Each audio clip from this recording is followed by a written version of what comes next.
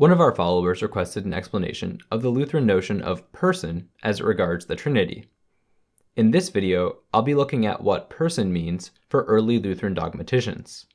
In particular, I'll be drawing on the Augsburg Confession, Melanchthon's 1555 and 1559 loci, Nicolaus Hunius's Epitome Credendorum, Leonhard Hutter's Compendium, Chemnitz's loci, Gerhard's Commonplaces, and Walther's abridged edition of Bayer's Compendium. This last work summarizes the thought of 16th and 17th century authors. I'll not only be covering persons in the Trinity, but also persons in general, including humans and angels. For the sake of brevity, however, this video will not discuss Trinitarian theology more broadly than this particular subject. Let's begin with definitions from our sources, which I will explain after. In the Augsburg Confession, it is stated that the word person is used as the fathers have used it, to signify not a part or quality in another, but that which subsists of itself. According to Melanchthon's 1559 loci, a person is an undivided, intelligent, incommunicable substance, but substance is used here to mean a hypostasis, as opposed to an ousia. The Trinity is one ousia and three hypostases. The persons, he continues, are truly subsisting beings which are indestructible, unconfused, distinct, individual, and intelligent. A person is a living thing in itself, not the sum of many parts, but a unified and rational thing, which is not sustained and supported by another being as if it were solely in addition to it. In his 1555 loci, Melanchthon also says that a person is not something that is imagined or a dead thought. According to Nicolaus Hunius, a person is something that has a perfect substance, has a nature of his own, not only a part of the same, is alive, is reasonable, and is unconfused with other individuals. Hutter, after quoting the Augsburg Confession, draws on Melanchthon's Examen, saying, "A person is a living, indivisible, intelligent, incommunicable being, not sustained by another. Essence, however, denotes that which truly exists, even though it be communicated." Chemnitz states, quote, "A person is an individual substance, intelligent, incommunicable, which is not sustained in something else or by something else. A person is something which is not fabricated and not a lifeless thought. It is also not some accidental, changeable thing which clings to some other essence. It is not a portion or fragment of something. Rather, it is something with a real substance, alive, not something divided into many, but single and rational, not something that is bound or held by something else. It has a unified nature." End quote. Gerhard states, quote, "A person is a subsisting individual, intelligent, incommunicable, not sustained by another. Person signifies the entire thing that exists not in another but in and of itself. For we say that those things subsist that exist not in another but in themselves. A person does not add to essence any grade of nature or actuality, but on the mode of being. Three things are required for a person: that it subsists of itself, not on something else as in a subject, that it be of an intelligent nature, and that it be distinguished from another, not predicated of another person in the nominative case." End quote. The Walther Bayer Compendium states, quote, "By the word person or hypostasis is understood that some underlying intelligence is understood. Thus, in this topic, it is indicated that are three subsistences or personalities in one divine essence, and so there are three underlying intelligences in God, Father, Son, and Holy Spirit." End quote. Let's break all that down to be more understandable. First, some preliminary remarks. The Augsburg Confession and Chemnitz especially emphasize the historical use of the term person, so we must be careful to examine history for linguistic development and controversies in the use of the term. This will not be discussed in this video, but for a fuller investigation to understand why terms such as person and essence are used requires studying history. Chemnitz provides a good summary in his loci, as does Gerhard. It must be said further that person is not used in an entirely identical sense when speaking of the Trinity and speaking of men. When God is said to be a substance, which is important to the definition of a person, this is only by analog, and furthermore, Chemnitz notes that what generally distinguishes one human person from another does not necessarily apply to God, since the persons of the Trinity share much more in common than human persons. Schmid, who summarized and compiled the 17th century dogmaticians, is insistent that human persons each have their own essence, whereas the persons of the Trinity share a single divine essence, and Lindbergh, who wrote perhaps the most scholastic 19th century dogmatics volume, states that human persons all share in a part of that human nature rather than having it in its entirety. Thus, we must not press our analogies too far, as we cannot peer further into the mystery of the Trinity than that which has been revealed to us by Scripture. Where it seems necessary to explain how divine and human persons are not understood in the same way, this will be discussed. Before giving a positive definition of a person, it's important to note what a person is not. Melanchthon, Chemnitz, and the Augsburg Confession mention a few heretics who taught falsely, most of whom are from the early church and taught against the idea of the Trinity as three persons, either denying personhood of one or more of the persons, or denying that God had persons entirely. Notably, however, Melanchthon also mentions Servetus, a theologian in the 16th century who argued that the term person denoted a role or a character, and thus the persons of the Trinity are merely distinct roles of God, not truly separate persons. This view was shared by some early heretics, especially followers of Sabellius and other modalists. This heretical view departs from the traditional doctrine and was rejected by Lutheran and Reformed authors alike, and is the most common view seen in modern Unitarian churches such as Oneness Pentecostals. On to a definition of person. When giving a positive definition of a person, it is best to begin with the statement from Melanchthon's 1555 loci, so that we can understand a basic presupposition on this subject. When Melanchthon states that a person is not something that is imagined or a dead thought, he means that persons really exist. They are not a mere concept in the mind or just a linguistic term for something. Melanchthon has what is called a realist ontological view of persons, as opposed to a conceptualist or nominalist view, which are the latter two views previously mentioned. Understanding that persons are a real thing, not a mere concept, we must understand what they are. That is, the definition. The most basic definition is that provided by the Augsburg Confession, that which is not a part or quality in another, but that which subsists of itself. Subsistence refers to existing apart from another thing. That persons are subsistent means that they exist in themselves rather than in another. For example, I am a person, but my body alone is not a person since it is sustained by my soul. When the soul leaves my body, which is at death, then my body decays.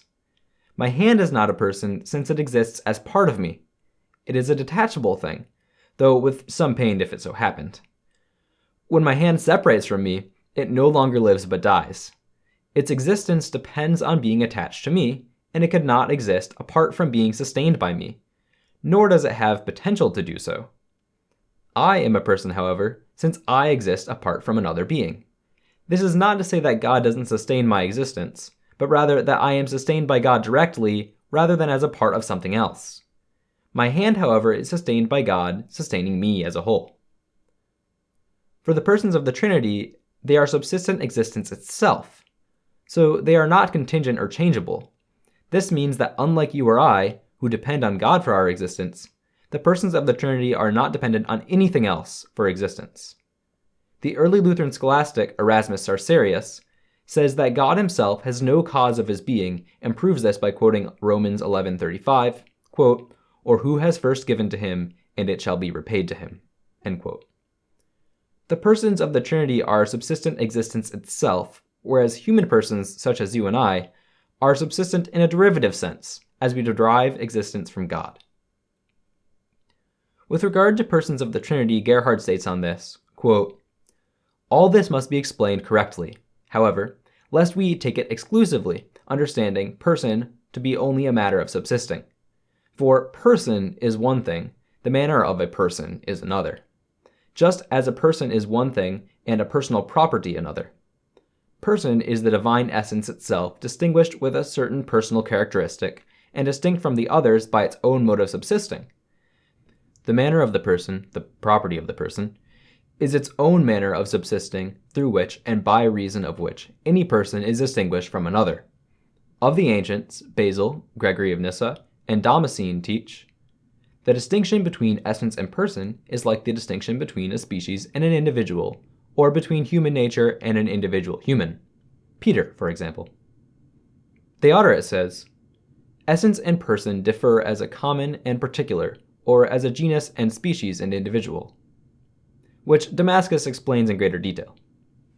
However, this too must be explained correctly and not extended beyond their intent, for they themselves teach that the divine essence or nature common to the three persons of the deity is not only one in species, as there is one humanity in Peter, Paul, and John, but that it is also one in number, and thus is, as Luther speaks in his commentary on Genesis 1, the onest one. Thus, the entire divine essence and not a part of the essence is in the Father, and the entire essence is in the Son, the like of which does not occur in the entire universe of created things. John of Damascus says, person is the unoriginate manner of eternal existence of each one of the Holy Trinity.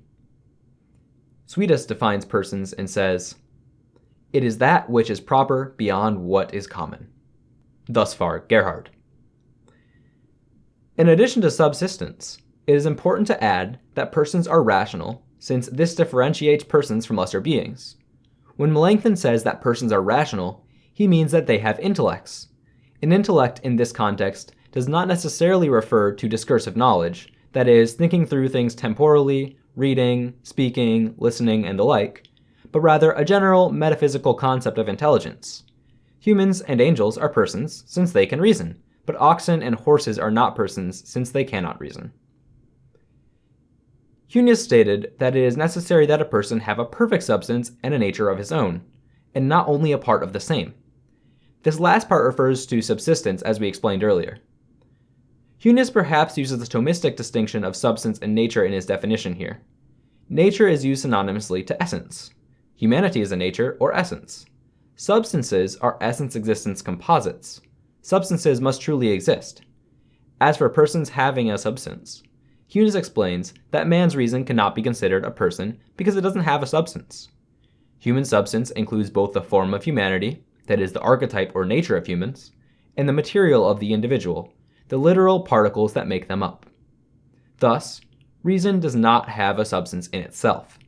The persons of the Trinity all share in having the substance and nature of divinity. Furthermore, Huneus ascribes to persons a perfect substance. By this he does not mean perfect in a moral sense, but rather that persons have a substance that is not derived from something else. They possess their own substance. Gerhard offers clarification here on how this applies to the Trinity. Quote, here, however, we must finally observe that there is a great, in fact, an infinite distinction between human persons and divine persons. For every human person has its own incommunicable essence, but the persons of the Trinity have one and the same communicable essence. The unity of essence in the persons of the Trinity is numerical. The reason for this distinction depends on the finity of the human essence and on the infinity of the divine essence, as we have said earlier. End quote. He also states that, quote, some call person first or prime substance, but call essence second substance. However, this must be taken cautiously, because essence is neither genus nor species in the Godhead. Yet this statement is somewhat fitting, because essence is common to the three persons, but personhood is proper to each. End quote. Next, Huneus and Chemnitz also state that persons are alive. Life is used here in a generic sense, not in a strictly biological sense. A person has life in it. A rock is not alive, but humans, animals, plants, fungi, and the multitude of the heavenly hosts and demons are all alive. Lastly, persons are said to be unconfused, individuated, indivisible, incommunicable, distinct, not an accident, and not a fragment. This is a mouthful of related terminology. Persons must be unique in that they themselves are not common to many. The human nature of man is shared by all humans, so it is not a person. But I am a person since I am not shared by many. If a person is shared by many, then they are confused. Not in a mental sense of confusion, but in the sense that the person is mixed up among multiple individuals. Persons must be really distinct from one another. Furthermore, it may be stated that persons are not communicable, as this would take from their individuation. Communication here refers to the giving of something. Fire can communicate heat to an iron rod, for example, but I cannot give my person to you so that you possess my person in any true sense.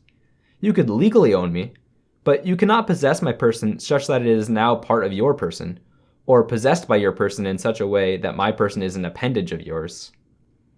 This applies more generally too, in that persons cannot be possessed by an essence as if they were an accident of it. When a car is painted red, it is given the accident of redness, though the essence of the car remains unchanged.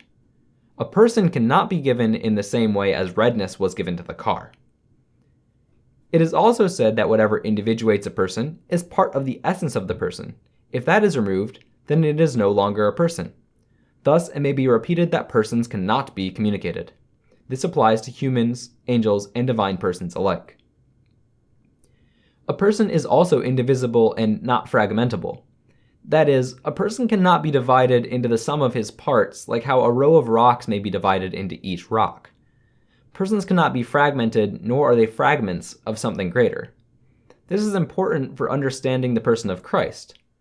Well, I am a person by virtue of my human substance, which includes a body, that is material, and soul, that is form.